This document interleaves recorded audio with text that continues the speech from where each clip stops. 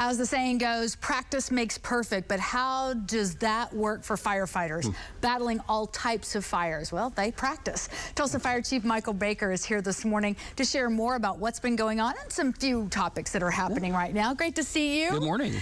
You know, it tells you, we're trying to do this once a month, and there's so much to talk about. Timing couldn't be more perfect because you guys just wrapped up a training at an old abandoned building. Tell us a little bit about how that came to be and how important those training sessions are. So I'm a firm believer that in order to work in the fire service or any other profession, you have to feel it. And you have to, and especially in, you know, as we look at this world of virtual reality and simulation, there's a lot to be said for actually walking downstairs, walking upstairs, dragging a hose line, feeling the heat. And so we can't always train every firefighter on the job frequently if some parts of town don't get as many fires in practice as others. But we had the Sunset Plaza apartment complex come available. It's scheduled for demolition. Our district chiefs and fire training folks in the district downtown recognized that this was going to happen. And we have been preparing some firefighters for what we call 1403 training, which is where we find these properties, we prepare them safely for controlled burns in fire environments, and then we can train firefighters. So we were able to get probably about 300 to 350 firefighters through this simulation at this property scheduled for demolition. So what better way to use something for our benefit and the benefit of the community to ensure that our firefighters are safe, we're able to effect rescues promptly in a property that's scheduled for demolition. And oftentimes you all do deal with apartment complex fires, and you never know when they spread and how, you know, if there aren't proper firewalls or they're old structures. I mean, you can really create real-time events in these properties. Absolutely, and thank you for doing your homework. You might as well come work for us with firewall, talking about firewalls. Well, we've done enough of those breaking news stories, and you guys, you know, when you're on the scene, I don't know, and you're watching the firefighters stepping on the rooftops or cutting down to get, I guess they're getting oxygen to the fire? Absolutely, and so the most important part that we learn is the building construction. So visually feeling, like I mentioned earlier, and experiencing the construction of that property is what really helps us watch how the fire moves, what kind of protective things like firewalls or the way the rooms are arranged and stairwells. All of those things change from building to building, just like your house changes different from my house.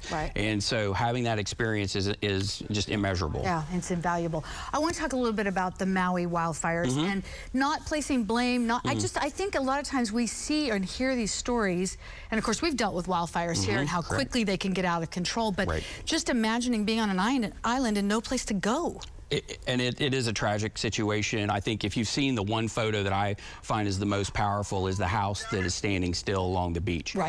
What that resident did was they were prepared in advance. They had fire-safe barriers around the home. The construction was upgraded to be fire-resistant. When you're in an environment that you are subject to wildfire, you have to be prepared. That's the key for all of us. Whether you're, frankly, every day is everyone's fight every day. So in this case, it's being aware, just like we have severe weather alerts, we have fire-related issues that happen. And we're not immune to that in our state. And as we have fires that occur in property, such as fine fuels or, you know, highway right-of-way or something that butts up to a residence or a group of residents, a residential development. As those things, as the built-up environment interfaces with the wild environment, we're going to have that risk. And so there are a lot of folks that live in those areas around the city of Tulsa and around the state of Oklahoma. And so it's having defensible space. It's making sure that you're clear up against your property of debris. But most importantly, it's being prepared every day, making sure that you're aware of what the weather conditions are in the state. You know, wind changes. We've had wind-driven fires in the city. So as wind changes, weather changes, dryness, all of those factors contribute. And so overall, just be prepared is the main message. We just announced this morning about the Chilean firefighters coming to visit. Tell us about how that came to be. So that was an exchange program. We have a training officer who makes some training visits to South America, and I think we in fact have some retired firefighters that live down there as they've retired. And the arrangement was made, and we've been able to facilitate their visit this week. I met with them yesterday at the stair climb, and just what an incredible group of folks.